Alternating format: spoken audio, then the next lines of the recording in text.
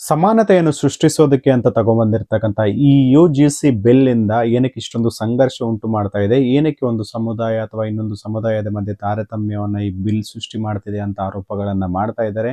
ಇಷ್ಟಕ್ಕೂ ಈ ಬಿಲ್ ಇಂದ ಯಾವೊಂದು ಸಮಾಜಕ್ಕೆ ಅನ್ಯಾಯ ಆಗ್ತಿದೆ, ಯಾರಿಗೆಲ್ಲ ಒಂದು ನ್ಯಾಯವನ್ನು ಒದಗಿಸ್ಲಿಕ್ಕೆ ಈ ಬಿಲ್ ಅನ್ನ ತಂದು ಕೊಟ್ಟಿದ್ದಾರೆ. ಇದಕ್ಕೂ ಮೊದಲು ಈ ಬಿಲ್ ನಲ್ಲಿ ತಿದ್ದುಪಡಿಗಳನ್ನ ಮಾಡಬೇಕಾದ್ರೆ ಇಲ್ಲದೆ ಇರ್ತಕ್ಕಂಥ ಪ್ರತಿಭಟನೆ ಅನ್ಯಾಯ ಈಗ ಏನಕ್ಕೆ ಬರ್ತಾ ಇದೆ 2026 ಯು.ಜಿ.ಸಿ ಬಿಲ್ ಇಂದ ಅಂತ, ಈ ಬಿಲ್ ನಲ್ಲಿ ಇರೋ ಅಸಲಿಯತ್ತೆ ಏನು ಅನ್ನೋದ್ರ ಬಗ್ಗೆ ಈ ವಿಡಿಯೋದಲ್ಲಿ ಕಂಪ್ಲೀಟ್ ಆಗಿ ತಿಳಿಸೋ ಪ್ರಯತ್ನವನ್ನ ಮಾಡ್ತೀನಿ. ಅದಕ್ಕೋಸ್ಕರ ವಿಡಿಯೋನ ಸ್ಕಿಪ್ ಮಾಡದೆ ಕಂಪ್ಲೀಟ್ ಆಗಿ ನೋಡಿ ಅಂತ ರಿಕ್ವೆಸ್ಟ್ ಮಾಡ್ಕೊಳ್ತಾ ಬನ್ನಿ ವಿಡಿಯೋನ ಸ್ಟಾರ್ಟ್ ಮಾಡೋಣ. ಫಸ್ಟ್ ಯು.ಜಿ.ಸಿ ಅಂದ್ರೆ ಏನು ಅಂತಂದ್ರೆ ಯೂನಿವರ್ಸಿಟಿ ಗ್ರಾಂಟ್ ಕಮಿಷನ್ ಅಂತ ಹೇಳ್ಬಿಟ್ಟು ಇದರ ಒಂದು ಧ್ಯೇಯ ಏನಾಗಿರುತ್ತೆ ಅಂತಂದ್ರೆ, ಇದು ಬಂದ್ಬಿಟ್ಟು ಈ ಒಂದು ಯು.ಜಿ.ಸಿ ಅನ್ನೋ ಒಂದು ಸಂಸ್ಥೆ ಏನಿರುತ್ತೆ, ಇದು ಜಾತಿ ವರ್ಗ ಲಿಂಗ ಈ ಆಧಾರದ ಮೇಲೆ ಏನು ಅಸಮಾನತೆ ಆಗಿರ್ಬೋದು, ಭೇದ ಭಾವ ಇವೇನ್ ನಡೀತಾ ಇರ್ತದೆ ಈ ಯೂನಿವರ್ಸಿಟಿಗಳಲ್ಲಾಗಿರ್ಬೋದು ಅಥವಾ ಕಾಲೇಜ್ ಉನ್ನತ ಶಿಕ್ಷಣ ಸಂಸ್ಥೆಗಳಲ್ಲಿ, ಅದನ್ನ ತಡೆಯೋದು ಈ ಒಂದು ಸಂಸ್ಥೆಯ ಉದ್ದೇಶ ಆಗಿರ್ತದೆ. ಅಂಡ್ ಇಷ್ಟಕ್ಕೂ ಈ ಬಿಲ್ 2026 ಯು.ಜಿ.ಸಿ ಬಿಲ್ ಇಂದ ಏನಕ್ಕೆ ಇಷ್ಟೊಂದು ವಿರೋಧ ವ್ಯಕ್ತವಾಗ್ತಾ ಇದೆ ಅನ್ನೋದ್ರ ಬಗ್ಗೆ ಸ್ಟೆಪ್ ಬೈ ಸ್ಟೆಪ್ ನಿಮ್ಗೆ ತಿಳಿಸ್ತಾ ಹೋಗ್ತೇನೆ.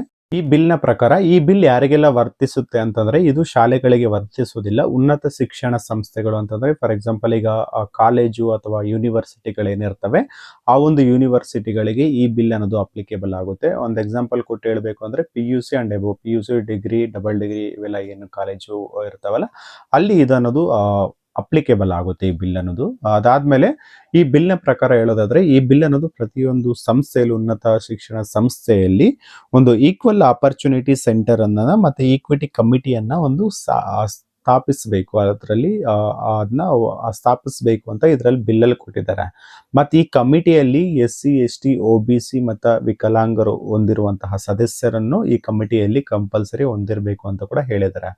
ಏನಕ್ಕಂತಂದ್ರೆ SC ST OBC ಅವರಿಗೆ ಯಾವುದೇ ರೀತಿಯ ತಾರತಮ್ಯ ಅಥವಾ ಲಿಂಗ ಭೇದ ಅಥವಾ ಜಾತಿ ನಿಂದನೆ ಈ ರೀತಿ ಯಾವುದೇ ರೀತಿಯ ಕಿರುಕುಳ ಅಥವಾ ಆರೋಪಗಳು ಅವ್ರ ಮೇಲೆ ಏನಾದ್ರು ಬರ್ತಾ ಇದೆ ಅಂತಂದ್ರೆ, ಆ ದೂರುಗಳನ್ನೇನಾದ್ರು ಬಂದಿದೆ ಅಂದ್ರೆ ಅದನ್ನ ರಿಜಿಸ್ಟರ್ ಮಾಡ್ಕೊಂಡು ಅದನ್ನ ಇನ್ವೆಸ್ಟಿಗೇಟ್ ಮಾಡ್ಲಿಕ್ಕೆ ಅಂತ ಹೇಳ್ಬಿಟ್ಟು ಈ ಒಂದು ಏನು ಈಕ್ವಲ್ ಆಪರ್ಚುನಿಟಿ ಸೆಂಟರ್ ಅನ್ನು ಓಪನ್ ಮಾಡ್ಲಿಕ್ಕೆ ಆದೇಶ ಮಾಡಿರೋದು. ಅಂಡ್ ಅಲ್ಲಿರ್ತಕ್ಕಂಥ ಕಮಿಟಿ ಮೆಂಬರ್ಸ್ ಅದನ್ನ ಇನ್ವೆಸ್ಟಿಗೇಟ್ ಕೂಡ ಮಾಡ್ಬೇಕಂತ ಈ ಬಿಲ್ ನಲ್ಲಿ ಹೇಳಿರೋದು. SC ST OBC ವಿದ್ಯಾರ್ಥಿಗಳು ಅಥವಾ ಅಲ್ಲಿರ್ತಕ್ಕಂಥ ಈ ಜನಾಂಗಕ್ಕೆ ಸೇರಿದವರು ಯಾರಾದರೂ ಈ ಏನು ಜಾತಿಯಿಂದನೇ ಈ ರೀತಿ ಏನಾದರೂ ಆರೋಪಗಳಿಂದ ಕೇಸನ್ನು ರಿಜಿಸ್ಟರ್ ಮಾಡಿದ್ದಾರೆ ಅಂತಂದ್ರೆ, ಈಗ ಈಕ್ವಲ್ ಆಪರ್ಚುನಿಟಿ ಸೆಂಟರ್ ಏನು ಕಮಿಟಿ ಇರುತ್ತೆ ಅವರು ವಿತಿನ್ 24 hours ಒಳಗಡೆ ಒಂದು ಪ್ರಾಥಮಿಕ ಕ್ರಮವನ್ನ ಕೈಗೊಳ್ಳಬೇಕಾಗುತ್ತೆ. ಈ ಇನ್ವೆಸ್ಟಿಗೇಷನ್ ಎಲ್ಲ ಕಂಪ್ಲೀಟ್ ಮಾಡಿ 15 days ಒಳಗಡೆ ತನಿಖೆಯನ್ನ ಕಂಪ್ಲೀಟ್ ಮಾಡಬೇಕಾಗುತ್ತೆ. ಯಾವುದೇ ಒಂದು ಕೇಸು ಅಥವಾ ಈ ರೀತಿ ಪ್ರೊಲಾಂಗ್ ಆಗೋದು ಅದನ್ನೆಲ್ಲ ತಡೆಗಟ್ಟಬಹುದು ಅಂತ ಈ ಬಿಲ್ ಅಲ್ಲಿ 15 days ಮ್ಯಾಕ್ಸಿಮಮ್ ಟೈಮ್ ಅನ್ನ ಕೂಡ ಕೊಟ್ಟಿದ್ದಾರೆ. ಅದಕ್ಕೋಸ್ಕರ ಒಂದು ಕಮಿಟಿಯನ್ನು ಕೂಡ ರಚನೆ ಮಾಡಬೇಕು ಅಂತ ಈ ಬಿಲ್ ನಲ್ಲಿ ಆದೇಶ ಮಾಡಿರೋದು ಅಂತಾನೆ ಹೇಳ್ಬೋದು. ಯಾವುದೇ ಒಂದು ಕಾಲೇಜು ಅಥವಾ ಯೂನಿವರ್ಸಿಟಿ ಯು.ಜಿ.ಸಿ ಬಿಲ್ ಏನಿದೆ ಇದನ್ನ ಇಂಪ್ಲಿಮೆಂಟ್ ಮಾಡಿಲ್ಲ ಅಥವಾ ಏನು ಕಮಿಟಿಯನ್ನ ರಚನೆ ಮಾಡಿಲ್ಲ, ಅವ್ರು ಹೇಳಿರ್ತಕ್ಕಂಥ ಆದೇಶಗಳನ್ನ ಪಾಲಿಸ್ತಾ ಇಲ್ಲ ಅಂತಂದ್ರೆ, ಸೊ ಅಂತಹ ಸಂಸ್ಥೆಗಳ ಪರವಾನಗಿಯನ್ನ ಕಟ್ ಮಾಡೋ ಅಂತಂದ್ರೆ ರದ್ದು ಮಾಡೋ ಸಾಧ್ಯತೆಗಳಿರ್ತದೆ. ಇಲ್ಲ ಅಂತಂದ್ರೆ ಅವ್ರಿಗೆ ಅನುದಾನಗಳು ಹೋಗ್ತಾ ಇರ್ತದೆ, ಅದನ್ನ ನಿಲ್ಲಿಸಬಹುದು ಅಥವಾ ಕಡಿತ ಮಾಡಬಹುದು. ಸೊ ಆ ತರ ಕೂಡ ಶಿಕ್ಷೆ ಕೂಡ ಅವಕಾಶಗಳಿರ್ತವೆ ಇಲ್ಲಿ ಅಂತಾನೆ ಹೇಳ್ಬೋದು. ಇದು SC ST OBC ವಿದ್ಯಾರ್ಥಿಗಳಿಗೆ ಅನುಕೂಲ ಆಗಲಿ ಅಂತ ಈ ಬಿಲ್ ಅನ್ನ ತಂದಿದ್ರೆ, ಮತ್ತೆ ವಿರೋಧ ಮಾಡ್ತಿರೋದು ಏನಕ್ಕೆ ಅಂತಂದ್ರೆ, ಈಗ ವಿರೋಧ ವ್ಯಕ್ತವಾಗ್ತಿರೋದು ಜನರಲ್ ಕ್ಯಾಟಗರಿ ಅವರಿಂದ. ಏನಕ್ಕೆ ಈ ತರ ವಿರೋಧ ಆಗ್ತಾ ಇದೆ ಅಂತ ಹೇಳಿದ್ರೆ, ಈ ಬಿಲ್ ಅನ್ನ ಉಪಯೋಗಿಸಿಕೊಂಡು ಸುಮ್ಮನೆ ಆರೋಪಗಳನ್ನ ಮಾಡಿ ಈ ಬಿಲ್ ಅನ್ನ ದುರುಪಯೋಗ ಮಾಡ್ಕೊಳ್ಳೋ ಸಾಧ್ಯತೆಗಳನ್ನೋದು ಜಾಸ್ತಿ ಇರುತ್ತೆ ಅಂತಾನೆ ಹೇಳ್ತಾರೆ. ಫಾರ್ ಎಕ್ಸಾಂಪಲ್ ಕೊಟ್ಟು ಹೇಳ್ಬೇಕು ಅಂತಂದ್ರೆ, ಈಗೇನು ಅಟ್ರಾಸಿಟಿ ಕೇಸ್ ಇದೆ ಅದನ್ನ ಈಗ ಸುಪ್ರೀಂ ಕೋರ್ಟ್ ಅಥವಾ ಸುಮಾರು ಹೈಕೋರ್ಟ್ಗಳೇ ಅಭಿಪ್ರಾಯ ಪಟ್ಟಿವೆ. ಇದನ್ನ ಒಂದು ಪರ್ಸನಲ್ ಆಗಿ ತಗೊಂಡು ಈ ಕಾನೂನಿನ ಒಂದು ಅಡ್ವಾಂಟೇಜ್ ತಗೊಂಡು ಪ್ರತೀಕಾರವನ್ನ ತೀರಿಸ್ಕೊಳ್ತಾ ಇದ್ದಾರೆ ಅಂತ ಹೇಳ್ಬಿಟ್ಟು ಹೇಳಿದ್ದಾರೆ. ಅದಾದ್ಮೇಲೆ ಹೈ ಎವಿಡೆನ್ಸ್ ಇಲ್ಲದೆ ಈಗ ಅಟ್ರಾಸಿಟಿ ಕೇಸ್ ಅನ್ನು ಕೂಡ ಸಿಂಪಲ್ ಆಗಿ ದಾಖಲೆ ಮಾಡಬಾರ್ದು ಅಂತ ಕೆಲವೊಂದಷ್ಟು ಆದೇಶಗಳು ಕೂಡ ಬಂದಿದ್ದಾವೆ ಅಂತಾನೆ ಹೇಳ್ಬೋದು. ಅಂಡ್ ಅದೇ ರೀತಿ ಇಲ್ಲಿ ಕೂಡ ಈಗ ಪರ್ಸನಲ್ ಆಗಿ ಇಬ್ಬರ ಮಧ್ಯೆ ಏನಾದ್ರು ಪರ್ಸನಲ್ ಗರ್ಜ್ ಇದ್ದು ಅವ್ರಿಗೆ ಏನಾದ್ರು ದ್ವೇಷ ಇದೆ ಅಂತಂದ್ರೆ, ಒಬ್ಬ SC ST ಅಥವಾ OBC ವಿದ್ಯಾರ್ಥಿ ಒಂದು ಜನರಲ್ ಮೆರಿಟ್ ಅಂದ್ರೆ ಜನರಲ್ ಕ್ಯಾಟಗರಿ ವಿದ್ಯಾರ್ಥಿ ಮೇಲೆ ಏನಾದ್ರು ದ್ವೇಷ ಇದೆ ಅಂತಂದ್ರೆ, ಅವ್ರು ಈ ಮೂಲಕವಾಗಿ ಕೂಡ ಪ್ರತೀಕಾರ ತೀರಿಸ್ಕೊಂಡ್ರೆ ಅವರ ಮೇಲೆ ಶಿಸ್ತುಬದ್ಧ ಕ್ರಮ ಕೈಗೊಳ್ಳೋ ಸಾಧ್ಯತೆಗಳಿರ್ತವೆ, ಆ ವಿದ್ಯಾರ್ಥಿಯ ಭವಿಷ್ಯ ಹಾಳಾಗೋ ಸಾಧ್ಯತೆಗಳಿರ್ತವೆ ಅಂತ ಕೂಡ ಅವರು ಅಭಿಪ್ರಾಯನ ಪಡ್ತಾ ಇದ್ದಾರೆ. ಅಂಡ್ ಇಷ್ಟು ಇದಕ್ಕೂ ಮೊದಲು ಕೂಡ ಈ ತರ ಇತ್ತು. ಬಟ್ ಈಗೇನಕ್ಕೆ ಇಷ್ಟೊಂದು ವಿರೋಧ ಅಂತಂದ್ರೆ, ಇದಕ್ಕೂ ಬಿಫೋರ್ ಏನಿತ್ತು, SC ST ಗೆ ಮಾತ್ರ ಇತ್ತು. ಈ ಸಲ ಬಿಲ್ ಅಲ್ಲಿ OBC ಕ್ಯಾಟಗರಿಯನ್ನ ಕೂಡ ಸೇರ್ಪಡೆ ಮಾಡಿದ್ದಾರೆ. ಅಂಡ್ ಬಿಫೋರ್ ಬಿಲ್ ಅಲ್ಲಿ ಏನಾಗ್ತಾ ಇತ್ತು, ಇಫ್ ಇನ್ ಕೇಸ್ ಯಾರಾದ್ರೂ ಒಂದು ಆರೋಪ ಮಾಡಿದ್ದಾರೆ, ಸೊ ಅದೊಂದು ಇನ್ವೆಸ್ಟಿಗೇಟ್ ಮಾಡಿ ಇವ್ರು ಆರೋಪ ಮಾಡಿರೋದು ಸುಳ್ಳು ಅಂತ ಗೊತ್ತಾದ್ರೆ, ಯಾರು ಆರೋಪ ಮಾಡಿರ್ತಾರೆ ಅವ್ರ ಮೇಲೆ ಶಿಸ್ತುಬದ್ಧ ಕ್ರಮ ಕೈಗೊಳ್ಳಿಕ್ಕೆ ಅಲ್ಲಿ ಅವಕಾಶ ಇತ್ತು. ಬಟ್ ಈ ಸಲ ಅದೇ ಯಾವುದೇ ರೀತಿಯಾದ ಅವಕಾಶ ಅನ್ನೋದು ಇರೋದಿಲ್ಲ.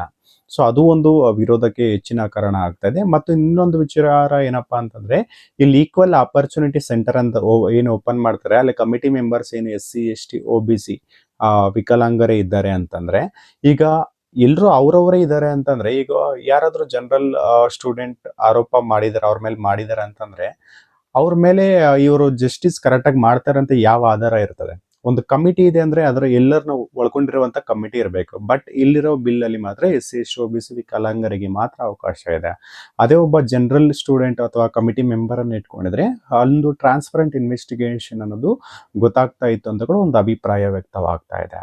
ಇನ್ನು ಕೆಲವೊಬ್ರು ಹೇಳೋದ್ರ ಪ್ರಕಾರ ಈ ಬಿಲ್ಲಿಂದ ಯಾವುದೇ ಒಂದು ಸಮಾನತೆ ಅನ್ನೋದು ಕಾಣ್ತಾ ಇಲ್ಲ. ಇದರಿಂದ ಒಂದು ತಾರತಮ್ಯ ಅನ್ನೋದು, ಮತ್ತೆ ಇದೇ ರೀತಿಯಾದ ಏನು SC ST OBC ಮತ್ತೆ ಜನರಲ್ ಇವ್ರ ಮಧ್ಯೆ ಅಂತರವನ್ನು ಇನ್ನೂ ಜಾಸ್ತಿ ಮಾಡ್ತಾ ಇದ್ದಾರೆ ಅನ್ನೋ ಒಂದು ಅಭಿಪ್ರಾಯಗಳು ಕೂಡ ವ್ಯಕ್ತವಾಗ್ತಾ ಇದೆ ಅಂತಾನೆ ಹೇಳ್ಬೋದು.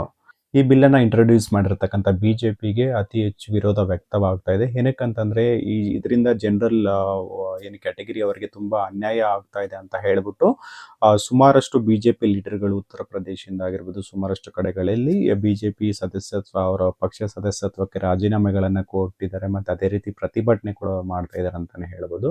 ಸೊ ಇದ್ರ ಬಗ್ಗೆ ನಿಮ್ಮ ಅಭಿಪ್ರಾಯ ಏನು? ಒಂದು ಫಾರ್ ಆಗಿದೆಯಾ ಅಥವಾ ಅಗೇನೆಸ್ಟ್ ಆಗಿದೆಯಾ ಅನ್ನೋದ್ರ ಬಗ್ಗೆ ಕಮೆಂಟ್ ಮೂಲಕ ತಿಳಿಸಿ ಅಂತ ರಿಕ್ವೆಸ್ಟ್ ಮಾಡ್ಕೊಳ್ತಾ, ಇದಿಷ್ಟು UGC ಬಿಲ್ ಅಂತಂದ್ರೆ ಏನು, ಏನಕ್ಕೆ ಇಷ್ಟೊಂದು ಪ್ರತಿಭಟನೆಗಳಾಗ್ತಿದಾವೆ ಅನ್ನೋದ್ರ ಬಗ್ಗೆ ಒಂದು ಹೈಲೈಟ್ಸ್ ಕೂಡ ಒಂದು ಮಾಹಿತಿ ಆಗಿತ್ತು. ಈ ವಿಡಿಯೋ ನಿಮ್ಗೆ ಏನಾದರೂ ಇನ್ಫಾರ್ಮೇಟಿವ್ ಅನಿಸ್ತಾ ಇದ್ರೆ ಒಂದು ವಿಡಿಯೋಗೆ ಒಂದು ಲೈಕ್ ಮಾಡಿ, ನಿಮ್ಮ ಸ್ನೇಹಿತರಿಗೆ ಶೇರ್ ಮಾಡಿ. ಇಂತಹ ಮತ್ತಷ್ಟು ಇಂಟ್ರೆಸ್ಟಿಂಗ್ ವಿಚಾರಗಳಿಗೋಸ್ಕರ ಕ್ರಿಯೇಟಿವ್ ಕೋದಂಡ ಯೂಟ್ಯೂಬ್ ಚಾನಲ್ಗೆ ಸಬ್ಸ್ಕ್ರೈಬ್ ಮಾಡ್ಕೊಳ್ಳಿ. ಧನ್ಯವಾದಗಳು ಸ್ನೇಹಿತರೆ.